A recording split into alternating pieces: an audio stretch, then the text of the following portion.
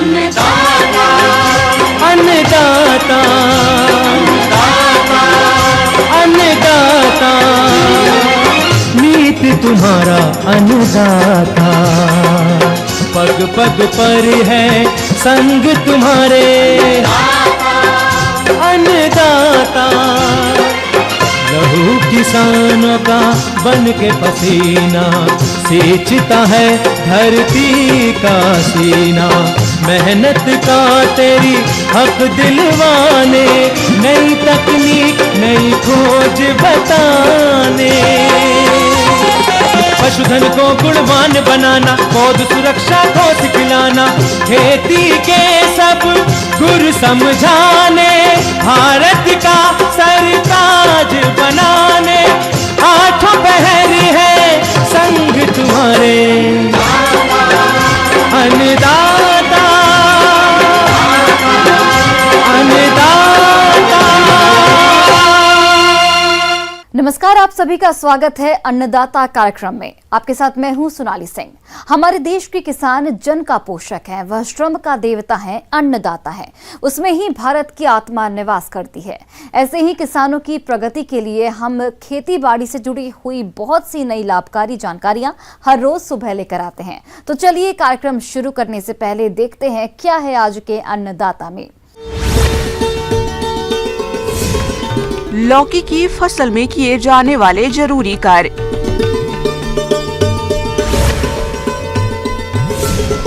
गेहूं की फसल में लीफ कलर चार्ट का प्रयोग और इसके लाभ।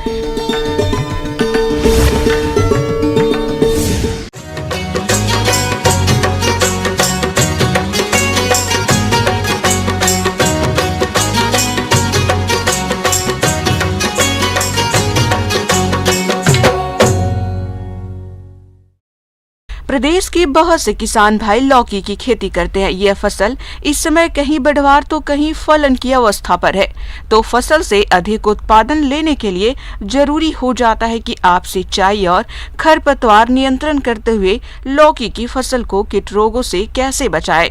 तो आप किस प्रकार से करें इन कार्यों को, इस बारे में जानकारी दे रही है कृषि विशेषज्ञ हेमलता वर्मा।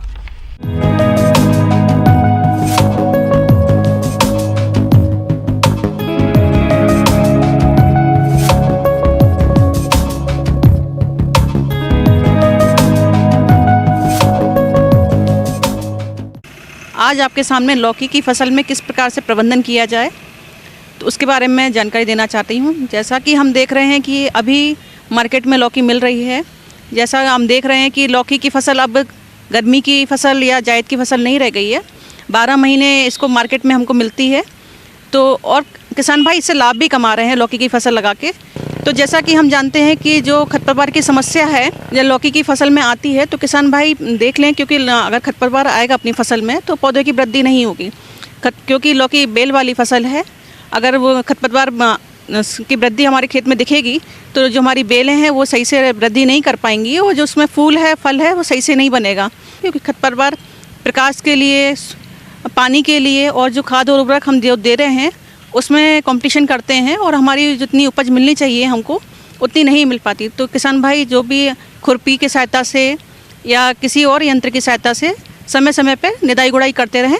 निदाई गुड़ाई करने से एक तो फ़ायदा ये होता है कि जो एरेशन होता है वो भूमि का प्रॉपर हो जाता है, और हमारे पौधों की वृद्धि भी सही से होती है, और जो खरपतवार हैं वो भी निकल जाते हैं। और जो खरपतवार हैं वो कीट रोगों के लिए भी एक होस्ट का काम करते हैं। अगर खरपतवार नहीं होंगे हमारे खेत में तो कीट रोगों का प्रकोप भी हमारी फसल में कम देखा जाता है। किसान भाइयों, यदि आप इस समय लगाई गई लौकी की फसल से अच्छा उत्पादन लेना चाहते हैं तो इसके लिए जल प्रबंधन का तो ध्यान रखना ही है। साथ ही साथ कमजोर फसल की उचित बढ़वार के लिए उर्वरकों का प्रयोग भी करना होगा, तभी आपको लौकी की फसल से अच्छा लाभ मिलेगा। अब हम देखते हैं कि सिंचाई की व्यवस्था। जैसा कि अभी सर्दी का मौसम चल रहा है तो किसान भाई पानी का विशेष रूप से ध्यान दें, क्योंकि अगर ज़्यादा पानी देते हैं फसल में तो पौधे की जड़ें गलने लग जाती हैं और पौधे की वृद्धि भी सही प्रकार से नहीं होती है। तो किसान भाई ये देख लें कि हमारी पहले भूमि किस प्रकार की है।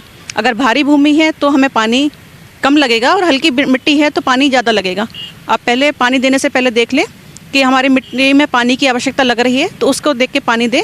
वैसे सर्दी के मौसम में लगभग 10 से 15 दिन के अंदर में पानी दिया जाता है। फिर भी किसान भाई अपनी भूमि को देख के पानी दे सकते हैं। तो जब भी तुड़ाई करें तो उसके बाद देखते रहें कि हमारी फसल में उर्वरक की मात्रा लग रही है, तो नाइट्रोजन जो हमने कई बार पहली शुरुआत में दिया था तो बचा दे देते हैं, तो तुड़ाई के समय आप दे सकते हैं उर्वरक। तो इस तरह इन बातों का ध्यान रखें। जैसा कि आप सभी जानते हैं कि लौकी की फसल को सबसे अधिक नुकसान कीट और रोगों के प्रकोप से ही होता है। यदि आपने समय रहते इसका नियंत्रण नहीं किया तो लौकी के उत्पादन में भारी कमी आ जाती है। इसलिए आप इनकी पहचान कर समय रहते नियंत्रण जरूर करें। किसान भाई, अब हम चर्चा करेंगे लौकी की फसल में कौन कौन से कीट और रोग लगते हैं। तो सबसे पहले चर्चा करते हैं कीट नियंत्रण पर। इसमें कौन कौन से कीट आते हैं लौकी की फसल में। तो सबसे पहले आता है एक बीटल आता है। तो ये बीटल क्या करता है, पहले पत्तियों को, छोटी पत्तियों को काटता है, फूल को काटता है। जब फल बन जाता है तो फल को भी नुकसान पहुंचाता है। पौधे पर इस कीट को देखें तो एक दवाई आती है क्विनोलफॉस करके दवा, उसकी 2 ग्राम लीटर प्रति मात्रा के हिसाब से घोल बना के स्प्रे करें तो इस कीट का हमें प्रकोप से बच सकते हैं, क्योंकि ये बहुत मुख्य कीट है लौकी वर्गीय फसलों में। तो इस कीट का विशेष रूप से ध्यान रखें, अगर ये दिखता है तो इसको नियंत्रित करें। फिर एक कीट आता है फ्रूट फ्लाई करके, ये भी मुख्य कीट है लौकी की फसल में देखा जाता है।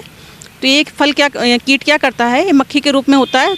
इस कीट की मक्खी फूल से फल बनते समय उसमें अपने अंडे देती है और फल बड़े होने पर इसके मैकट फलों को अंदर ही अंदर खाते रहते हैं, जिससे फल सड़ जाता है। तो आप इस कीट के नियंत्रण के लिए सबसे पहले खेतों में मिथाइल यूजिनॉल ट्रैप लगाएं, जिसमें नर फल मक्खी एकत्रित होकर नष्ट होती रहती है। इससे रासायनिक नियंत्रण के लिए प्रोपिनोफास दवा की 2 मिलीलीटर मात्रा का प्रति लीटर पानी के साथ से घोल बनाकर छिड़काव करें। ट्रैप नहीं कर रहे हैं तो किसान भाई क्विनोलफॉस नाम की दवा आती है, उसका भी स्प्रे कर सकते हैं। 2 ग्राम प्रति लीटर के हिसाब से इस दवाई का स्प्रे करके भी अपने जो फ्रूट फ्लाई है उसको कंट्रोल किया जा सकता है। किसान भाई, अब हम चर्चा करेंगे लौकी में कौन कौन से रोग आते हैं और किस प्रकार से उनका नियंत्रण करें। तो सबसे पहले इसमें रोग आता है पाउडरी मिल्ड्यू, जो एक फफूंदी के द्वारा फैलता है। तो इसमें हमने देखा है पत्तियों पर, तनों पर एक सफ़ेद सा पाउडर जम जाता है, जो बाद में पूरे पौधे पे बढ़ जाता है शुरुआती अवस्था में, और फिर पूरा पौधा सूख जाता है तो उसकी बढ़वार रुक जाती है। अगर इस प्रकार का जो हमारे पौधे में समस्या देखी जाती है तो एक वेटेबल सल्फर आता है, तो उसका घोल बना के स्प्रे कर सकते हैं। 3 ग्राम प्रति लीटर के हिसाब से घोल बनाकर वेटेबल सल्फर का घोल करके आप स्प्रे करें, तो इससे हमारी जो फसल पे जो पाउडरी मिल्ड्यू आया उससे रोकथाम मिलती है। एक है डाउनी मिल्ड्यू। डाउनी मिल्ड्यू भी एक फफूंदी के द्वारा फैलता है। तो इसमें रोग के लक्षण जो है निचली पत्तियों में पाए जाते हैं। निचली पत्तियों पर कोणाकार धब्बे बन जाते हैं जो ऊपर से पीले या लाल भूरे रंग के होते हैं।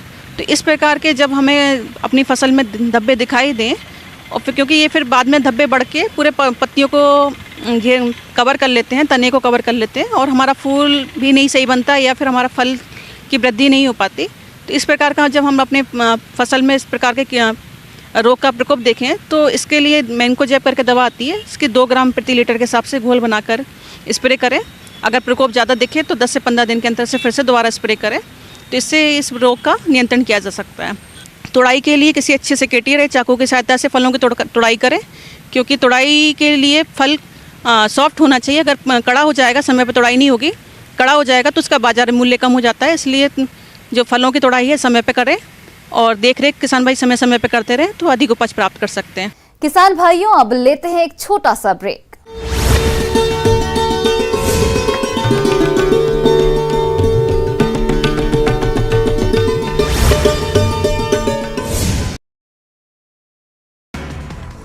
पूर्व मंत्री अजय चंद्राकर की याचिका पर हाईकोर्ट ने लिया संज्ञान। शराब पर कोरोना टैक्स लगाने पर 6 हफ्ते के भीतर मांगा जवाब। हाईकोर्ट के चीफ जस्टिस की डिवीजन बेंच में सुनवाई। रायपुर के मेघार अस्पताल में 4 सूत्री मांगों पर नर्सों का आंदोलन से अस्पताल की स्वास्थ्य सेवा प्रभावित। 4 फरवरी तक चलेगा नर्सों का धरना। कोरबा में ग्रामीणों ने एनटीपीसी प्रबंधन के खिलाफ खोला मोर्चा। ग्रामीणों की जमीन पर राखड़ बांध बनाने के लिए एनटीपीसी ने किया था अधिग्रहित, ग्रामीणों को नहीं मिली कोई सुविधा। राजनांदगांव में एकलव्य विद्यालय के प्रबंधन के खिलाफ मोर्चा। बच्चों के अभिभावकों का प्रदर्शन, हॉस्टल की व्यवस्था सुधारने की मांग। अंबिकापुर में पुलिस को मिली सफलता। 60 किलो गांजे के साथ 3 आरोपी गिरफ्तार। एनडीपीएस एक्ट के तहत कार्रवाई। रायपुर में जीआरपी की बड़ी कार्रवाई, गांजा की तस्करी करते 6 गिरफ्तार, समता एक्सप्रेस से 1 क्विंटल गांजा जब्त। कोरबा में बेकाबू टेलर ने स्कूटी को मारी टक्कर, स्कूटी सवार महिला की मौके पर मौत, महिला का पति घायल। बलरामपुर में जमीन विवाद में युवक पर चाकू से हमले में युवक बुरी तरीके से घायल युवक को अस्पताल किया गया भर्ती। धमतरी में मगरलोड के पास मिली अधजली लाश, निकट के पास मिली युवक की लाश, मगरलोड पुलिस मामले की जांच में जुटी। गरियाबंद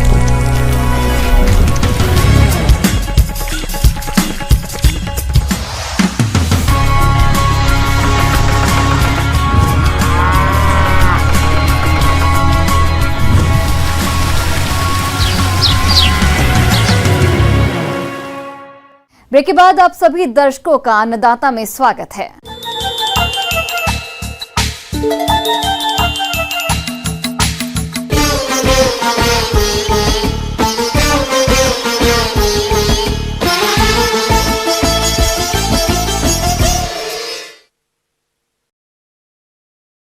अपने प्रदेश में इस मौसम में बहुत से किसान गेहूं की खेती करते हैं और इससे अच्छा उत्पादन प्राप्त करने के लिए किसान गेहूं की फसल में अंधाधुंध यूरिया का प्रयोग करते हैं, जिससे फसल को फायदा होने की बजाय नुकसान होने लगता है। इसलिए अब कृषि वैज्ञानिकों ने एक लीफ कलर चार्ट को विकसित किया है, जिसके प्रयोग से किसान फसल की आवश्यकता के अनुसार यूरिया का प्रयोग कर सकते हैं। तो क्या है ये लीफ कलर चार्ट और कैसे करें इसका प्रयोग, जानते हैं कृषि विशेषज्ञ सौरभ चौधरी से।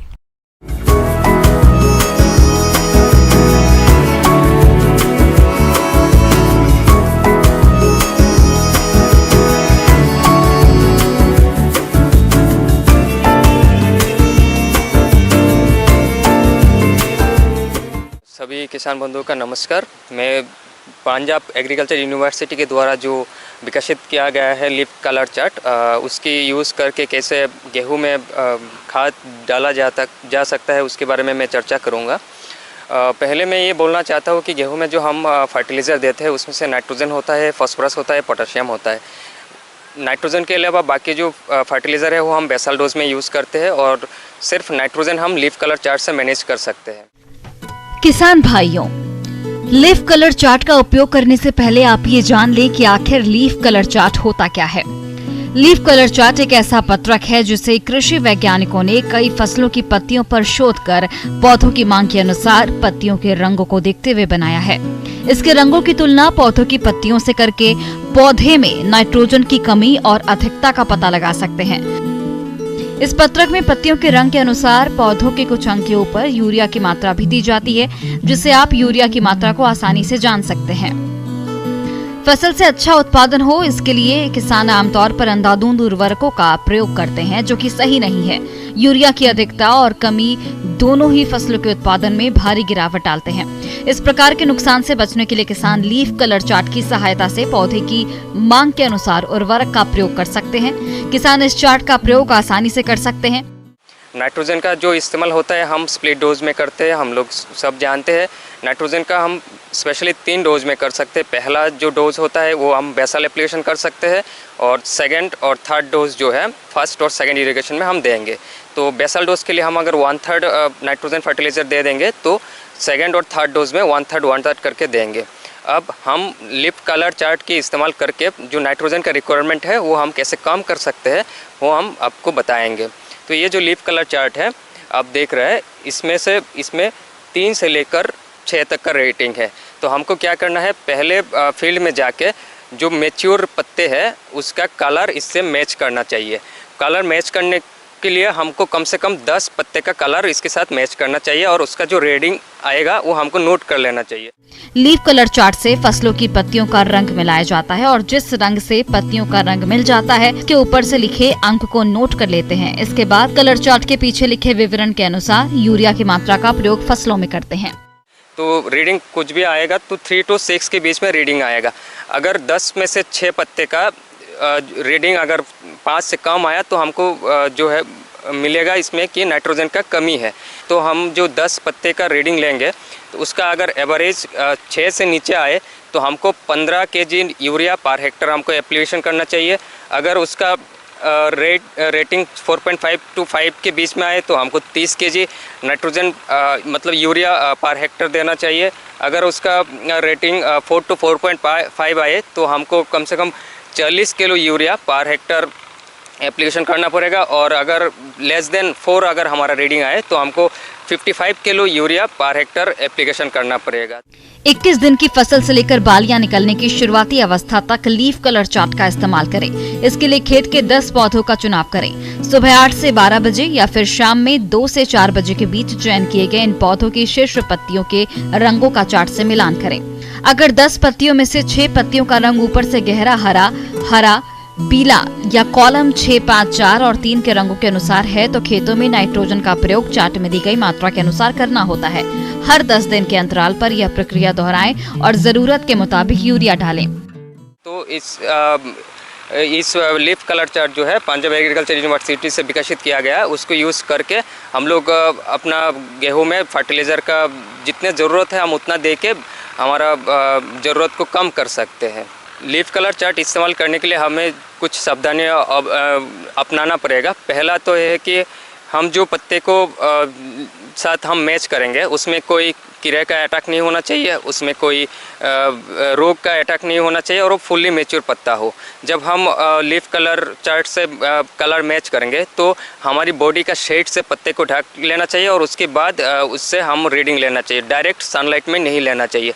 और हमारा प्रयास यही रहना चाहिए कि 12 बजे से पहले हमको ये रीडिंग लेना चाहिए और 4 बजे के बाद लेना चाहिए कि डायरेक्ट सनलाइट का जो इफेक्ट है वो कम से कम हो। लीफ कलर चार्ट के इस्तेमाल करके अगर किसान अपना खेत में फर्टिलाइज़र का इस्तेमाल करे तो उसमें फर्टिलाइज़र की बचत होगी और उपज में भी ज़्यादा होंगे। एक रिसर्च जो हुआ है पंजाब एग्रीकल्चर यूनिवर्सिटी में जिसमें दिखा गया कि लीफ कलर चार्ट से जो फर्टिलाइज़र का यूज़ हुआ था वो 105 kg नाइट्रोजन का यूज़ हुआ था और जो किसान अपना कन्वेंशनल खेती किए थे कम से कम 175 किलो नाइट्रोजन का यूज़ हुआ था। लेकिन उसमें जो प्रोडक्शन हुआ लीफ कलर चार्ट में 5 टन के ऊपर प्रोडक्शन हुआ और जो फार्मर्स प्रैक्टिस है उसमें प्रोडक्शन कम हुआ। तो ये साइंटिफिकली भी प्रूवन है कि लीफ कलर चार्ट यूज़ करके आप जब फर्टिलाइज़र का इस्तेमाल करेंगे तब आपको उपज ज़्यादा मिल सकते हैं और आपको फर्टिलाइज़र की भी बचत हो सकते हैं। आगे और भी हैं खेती बाड़ी से जुड़ी हुई बहुत सी रोचक जानकारियां। यहाँ रुकेंगे एक और छोटे से ब्रेक के लिए।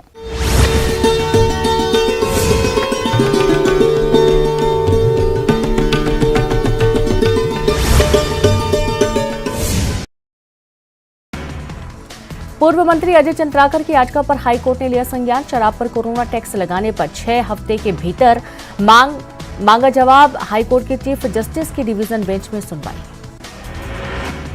रायपुर के मेकाहारा अस्पताल में 4 सूत्री मांगों पर नर्सों का आंदोलन से अस्पताल की स्वास्थ्य सेवा प्रभावित। 4 फरवरी तक चलेगा नर्सों का धरना।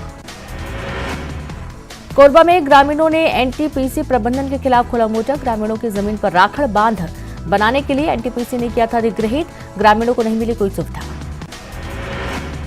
राजनांदगांव में एकलव्य विद्यालय के प्रबंधन के खिलाफ मोर्चा। बच्चों के अभिभावकों का प्रदर्शन। हॉस्टल की व्यवस्था सुधारने की मांग। अंबिकापुर में पुलिस को मिली सफलता। 60 किलो गांजे के साथ 3 आरोपी गिरफ्तार। एनडीपीएस एक्ट के तहत कार्रवाई।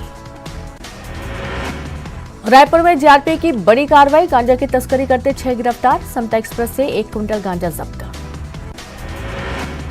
कोरबा में बेकाबू टेलर ने स्कूटी को मारी टक्कर। स्कूटी सवार महिला की मौके पर मौत। महिला का पति घायल।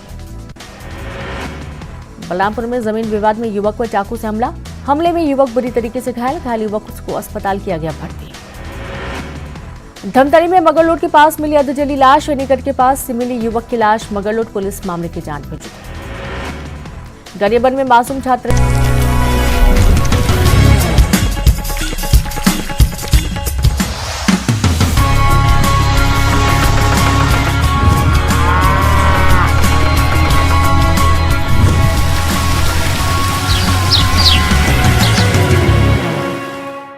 ब्रेक के बाद एक बार फिर से आप सभी दर्शकों का अन्नदाता कार्यक्रम में बहुत बहुत स्वागत है।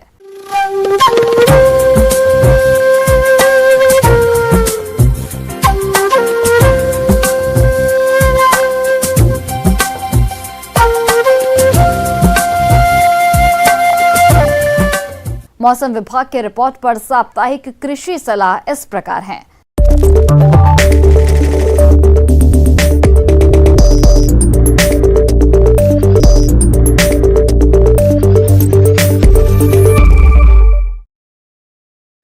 ग्रामीण कृषि मौसम सेवा, भारत मौसम विज्ञान विभाग, जवाहरलाल नेहरू कृषि विश्वविद्यालय, आंचलिक कृषि अनुसंधान जबलपुर द्वारा भेजे गए मौसम पूर्वानुमान रिपोर्ट के आधार पर जिला जबलपुर और इससे लगे जिलों के किसान भाइयों को सलाह दी जाती है कि आने वाले दिनों में इन क्षेत्रों में मौसम साफ और शुष्क रहने की संभावना है। ऐसे में इन क्षेत्रों के किसान भाइयों को सलाह दी जाती है कि गेहूं की फसल में खरपतवार नियंत्रण के लिए संकरी पत्ती वाले खरपतवारों के नियंत्रण के लिए सल्फोसल्फ्यूरान 25 ग्राम सक्रिय तत्व और चौड़ी पत्ती वाले खरपतवारों के नियंत्रण के लिए मेटसल्फ्यूरान 4 ग्राम दवा 500 से 600 लीटर पानी में घोल बनाकर प्रति हेक्टेयर की दर से छिड़काव करें। गेहूं की फसल में यदि दीमक कीट का प्रकोप दिखाई दे तो इसके बचाव के लिए किसान भाई क्लोरोपैरिफास 20 सीसी दवा की 2 लीटर मात्रा प्रति एकड़ की दर से 20 किलोग्राम बालू में मिलाकर खेत में शाम के समय छिड़क दें और सिंचाई कर दें। सरसों की फसल की सतत निगरानी रखें। सरसों में छाछिया रोग व सफेद फफोला रोग व मृदु रोमिल आसिता रोग की संभावना हो सकती है, अतः इनके लक्षण दिखाई देने पर नियंत्रण के लिए 2.5 ग्राम मैंकोजेब अथवा 2.5 ग्राम रिडोमिल दवा प्रति लीटर पानी के हिसाब से घोल बनाकर पहला छिड़काव 40 से 45 दिन की फसल में और दूसरा छिड़काव 55 से 60 दिन की फसल में करें। चने की फसल में वाई या टी आकार की खूटियां गाड़ दें। प्रति एकड़ करीब 40 से 50 खूटियां गाड़ें, जिस पर पक्षियों के बैठने का स्थान बन जाएगा, जो इल्लियों को चुन चुनकर समाप्त कर देंगी। चने में कहीं कहीं तंबाकू की इल्ली का प्रकोप देखा जा रहा है, जिसका नियंत्रण करें। मटर की फसल में चौड़ी फफूंदी रोग की निगरानी करते रहें। इस रोग में पत्तियों, फलों और तनों पर सफेद चूर्ण दिखाई पड़ता है। इस रोग से बचाव के लिए फसल में सल्फेक्स दवा 3 ग्राम प्रति लीटर पानी के हिसाब से घोल बनाकर छिड़काव करें। इस तापमान में मक्का चारे के लिए अफ्रीकन टाल और लोबिया की बुआई की जा सकती है। बेबी कार्न की HM4 की भी बुआई कर सकते हैं। जल्दी बोई गई अलसी की फसल फूल निकलने की अवस्था में है। इस अवस्था में फली मक्खी लगने की संभावना रहती है, अतः किसान भाइयों को सलाह दी जाती है कि फली मक्खी से बचाव के लिए कली खिलने के पहले प्रोफिनोफास 800 मिलीलीटर प्रति हेक्टेयर की दर से छिड़काव करना लाभदायक होगा। इस मौसम में प्याज की समय से बोई गई फसल में थ्रिप्स कीट के आक्रमण की निरंतर निगरानी करते रहें। प्याज में पर्पल ब्लॉच रोग की निगरानी करते रहें। रोग के लक्षण पाए जाने पर मैंकोजेब 3 ग्राम प्रति लीटर पानी के हिसाब से घोल बनाकर छिड़काव करें। आम और नींबू में पुष्पन के दौरान सिंचाई न करें और मिलीबग व हापर कीट की निगरानी करते रहें। खुरपका मुंहपका के नियंत्रण के लिए पशुओं का टीकाकरण करें। एक्टो परजीवी को नियंत्रित करने के लिए जानवरों के पूरे शरीर पर ब्यूटाक्स या क्लीनर 2 मिलीलीटर प्रति लीटर पानी के हिसाब से प्रयोग करें और दवा लगाते समय जानवर का मुंह लपेट कर रखें। बकरियों को PPR बीमारी से बचाव के लिए टीका लगाया जाता है, जो सर्दियों के दौरान आम है। खुरपका और मुंहपका रोग के खिलाफ 2 महीने की भेड़ बकरियों का टीकाकरण करवाएं। मछलियों में घावों को नियंत्रित करने के लिए 1 एकड़ के तालाब में सिफेक्स 400 मिलीलीटर डालें। अंडे के बेहतर उत्पादन के लिए 12 ग्राम प्रति पक्षी प्रति माह की दर से पूरक कैल्शियम प्रदान करें।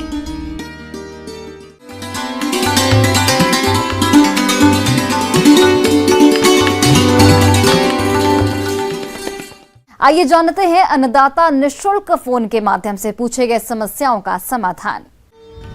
आज के अन्नदाता हेल्पलाइन में जिस प्रश्न को कार्यक्रम में शामिल किया गया है उसे पूछा है ग्राम बरखेड़ा जिला ग्वालियर के किसान गजराज सिंह ने। आप सरसों की फसल में लगने वाले रोगों की रोकथाम पर जानकारी चाहते हैं, तो गजराज सिंह जी आपकी जानकारी के लिए प्रस्तुत है कार्यक्रम का यह अंश।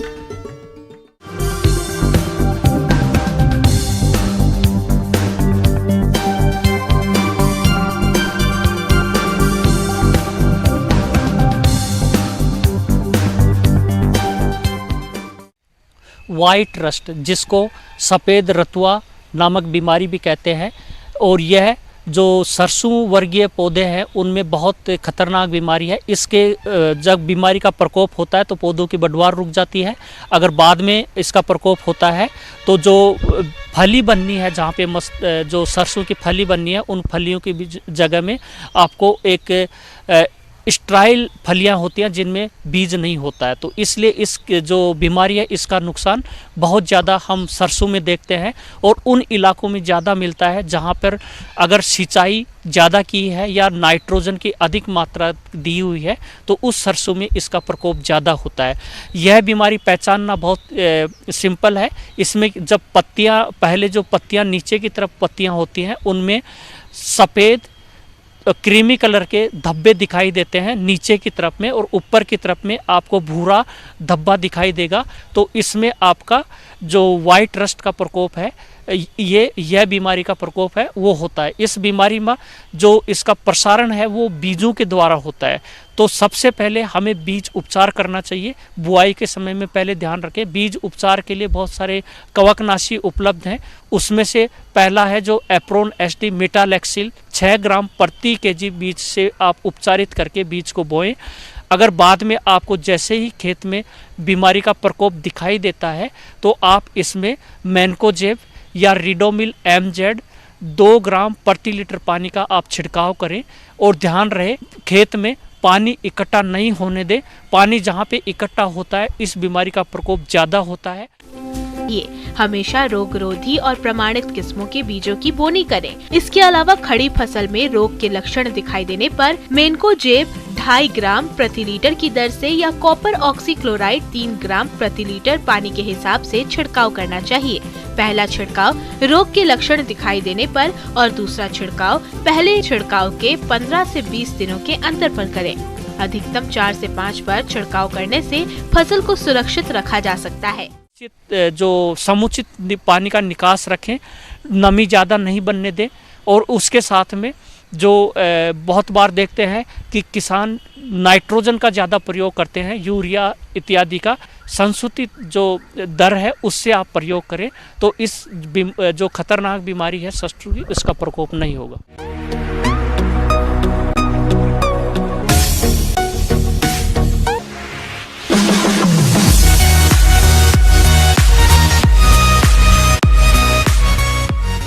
एक नजर डालते हैं राज्य के कुछ मंडियों के प्रमुख फसलों के बाजार भाव पर।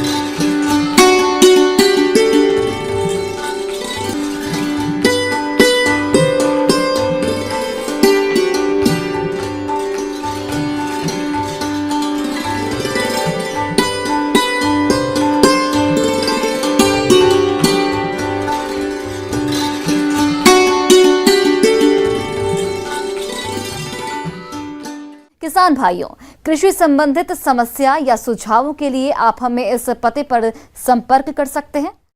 प्रोड्यूसर अन्नदाता news 18 Madhya Pradesh Chhattisgarh, Ramoji film city Hyderabad 501512।